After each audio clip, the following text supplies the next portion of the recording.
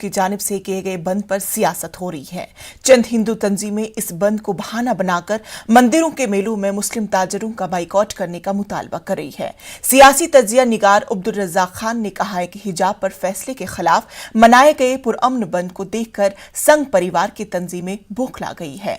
Action reaction की सियासत हो रही है। अब्दुल रज़ाक खान ने कहा कि अदालतों के फैसले के खिलाफ एहतजाज करने की कई मिसालें मुल्क में मौजूद हैं। खामोशी के साथ, शांति के साथ, सुकून के साथ जो ये प्रोटेस्ट हो गया ना, जिस तरीके से हर एक मुसलमान इसके अंदर साथ दे दिया ना, इससे इनको पेट में जलन हो रही है।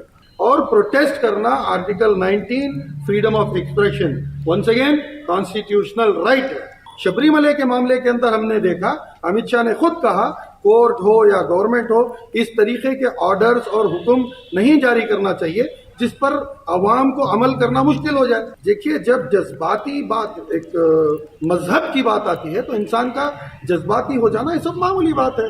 कावेरी के प्रोटेस्ट हुए, सुप्रीम कोर्ट का ऑर्डर था,